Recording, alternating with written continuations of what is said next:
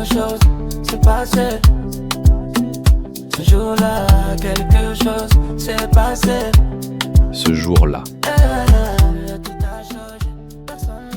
Bonjour à tous et bienvenue dans Ce jour-là, l'émission qui vous replonge dans les histoires et les événements qui ont laissé leur empreinte.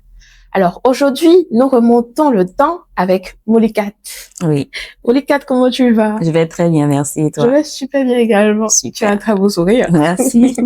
Alors, on va faire un petit exercice. Oui. Moi, je suis Kafui. Chez nous, au Minan, on dit « la Kafumbaou ». Ok. Donc, ça veut dire en français, nous allons adorer Dieu, nous allons le louer. Toi, tu es Moulikat. Oui. Qu'est-ce que Moulikat signifie? Moulikat signifie reine de beauté. Ah, Moulikat signifie reine de beauté. Oui. On dirait que ton nom t'a bien suivi. Non, ton prénom t'a bien suivi. Hein. Je suis gâtée alors. Tu es très belle. Hein. Merci. Alors, Moulikat, si tu devais donner un titre à ton histoire, parce que tu es là pour nous raconter ce qui s'est passé ce jour-là. Si tu devais donner un titre à ton histoire, ce serait quoi? Ce serait hommage à maman. Hommage à maman. Oui. Maman, c'est ta reine. Oui, maman, c'est ma reine. Tu aimerais lui rendre hommage, pourquoi? Pour quelle raison? Maman n'est plus, paix à son âme, elle est partie il y a quelques semaines. Oh. Et j'aimerais lui rendre hommage parce que c'est une brave femme qui nous a accompagnés jusque-là. Elle aurait pu partir plus tôt, mais sa foi lui a permis de rester avec nous jusqu'en 2026. Parce qu'en 89, elle a eu un cancer du col. Okay. Qui devait lui coûter la vie selon les médecins. Okay. Et il y avait plus d'espoir. Les médecins avaient dit à mon père, à la famille, que voilà, avec les radiothérapies et tout ce qu'ils ont fait comme soins là, il y avait plus d'espoir. Et évidemment, papa avait perdu espoir. Moi, j'avais que 9 ans. Okay. Je réalisais pas vraiment. D'ailleurs, on m'a pas raconté à l'époque. C'est vrai. Maman, elle a fait combien d'enfants? Nous sommes 5. Okay. J'ai 2 sœurs, 2 frères. Je suis la deuxième, après un garçon. D'accord. Voilà. Oui. Donc, nous, on réalisait pas, on nous a raconté l'histoire après. Tu avais quel âge? J'avais 9 ans. Okay. Je me souviens que sa mère lui donnait son bain. Et je me souviens aussi qu'un matin, elle se peignait et elle a perdu tous ses cheveux. Oh. Mais je réalisais pas vraiment ce qui se passait. Ok. Toi, tu étais une enfant, tu ne pouvais pas savoir ce qui se passait réellement. Donc, d'après ce qu'on m'a dit, ses frères et sœurs sont allés en Côte d'Ivoire après le décès de leur père et tout. Et là-bas, ils ont confessé Jésus, puisque on vient d'une famille musulmane. Okay. Donc, ils ont confessé Jésus. Tout Moulikat alors. Oui. Ok, d'accord. Oui, c'est ça. Okay. Ils ont confessé Jésus. Et quand ils ont appris pour la maladie de maman, ils lui ont demandé si elle allait accepter Jésus comme son Seigneur et Sauveur au cas où elle serait guérie. Chose naturellement qu'elle a acceptée. Il y a eu personne dans la famille qui s'est opposé à ça? Non, à cette étape de la maladie, je suppose que personne ne pouvait s'y opposer. Ok, d'accord. Même papa était d'accord. Oui. Donc, la prière a commencé. Bon, moi, j'ai eu le vent de l'histoire après. Ils ont prié et puis elle a été guérie puisque j'ai eu l'opportunité de voir ma mère jusqu'à aujourd'hui. Et je voudrais aussi remercier Dieu parce que si elle était partie en 89, mon père aurait fait son deuil, c'est sûr. Oui.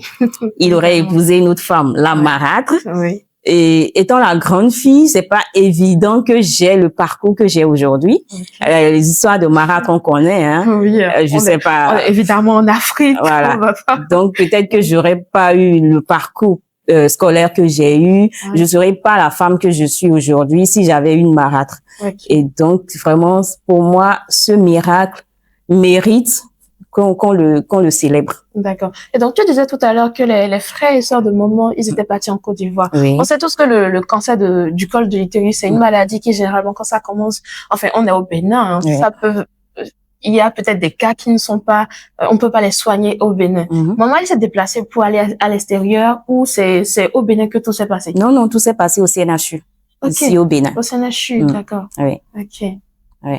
Et donc, pendant cette période-là, après la guérison de maman, quelle a été la réaction de la famille? Bon, je suppose qu'ils se sont réjouis que tout le monde était content, que papa était content de n'avoir pas perdu sa chère épouse. Ok, d'accord. Et donc, on l'appelait la miraculée, les médecins l'appelaient ainsi. Ok, super. Oui. La guérison de maman, elle a apporté un plus parce que elle est restée en vie jusqu'en 2026. Ouais.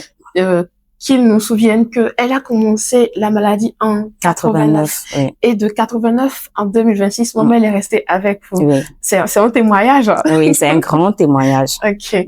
Maman, elle a cru en Jésus et c'est sa foi qui l'a sauvée. Ouais. Moi, j'aimerais savoir, est-ce que toi, tu crois en Jésus? Bien sûr On sait que c'est la foi qui a sauvé maman, mais est-ce que toi, tu crois réellement en Jésus? Oui, je crois en Jésus et c'est d'ailleurs l'histoire de maman qui m'a été racontée plus tard qui a fait que j'ai décidé de suivre ce Jésus qui m'a rendu ma mère jusqu'en 2026. Alors, tout à l'heure, on a dit que la foi a sauvé maman. Et donc, c'est par la foi que nous aussi, nous avons été sauvés. Exactement. Quel conseil, justement, avez-vous à donner à une personne qui ne croit pas en Jésus, une personne qui se dit que la foi, ce n'est rien, une personne comme ça, par exemple? Alors, je répondrai en disant, au-delà de croire en Jésus, la foi est quelque chose dont on a tous besoin tous les jours et la foi en Dieu commence par soi-même. Ah oui. La foi commence par soi-même. Oui. Comment ça se fait? Je dois me lever, me dire que oui, voilà, je pense que j'ai la foi. J'ai la foi en moi-même. C'est comme ça ou c'est autrement? Ok, je vais vous donner un exemple. Ouais. Il y a quelques années, j'étais dans une prison pour partager un repas avec les frères et sœurs de là-bas. Ouais. Et en partant, j'ai entendu clairement la voix de Dieu me dire, dis-leur qu'il y a pire prison que celle-là. Ah oui. Dès que j'ai entendu la voix, j'ai dit, ah ouais, c'est facile, hein. Toi, t'es là-bas et puis tu donnes des ordres, hein. Sur le coup, Voilà. il y a pas J'ai pas voulu obéir, en fait. Je savais très bien que c'est Dieu qui me parlait. Ouais. Mais je voulais pas parce que j'ai manqué de confiance en moi. Oui. C'est ça. Et quand je partais, il m'a fait vivre ce qu'il voulait dire. Il m'a fait vivre son message en m'enfermant dans une amertume, une tristesse énorme. J'étais très triste tout d'un coup, comme ça. Et là, j'ai compris que, voilà, il fallait obéir. Là, il fallait obéir. C'est important. Je me suis retournée, parce que je partais. Je me suis retournée et je suis allée voir les gars. Je leur ai dit, Dieu m'a dit de vous dire qu'il y a pire prison que celle-là. Enfin libéré Dieu. Et dès que j'ai donné le message, j'ai ressenti une grande joie.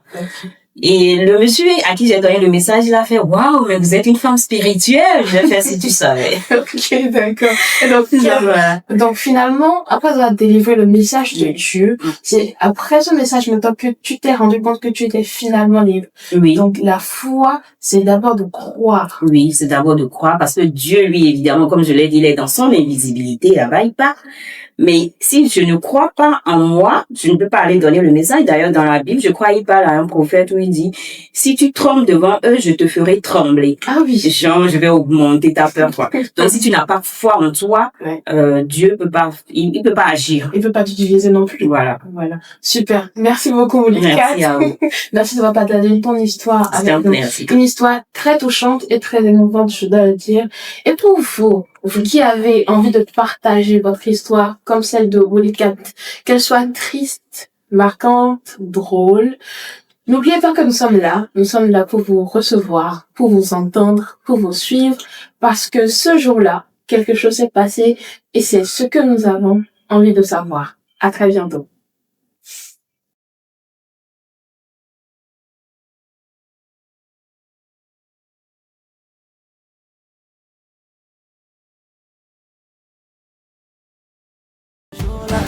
Quelque chose s'est passé. Ce jour-là, quelque chose s'est passé. Ce jour-là. Hey.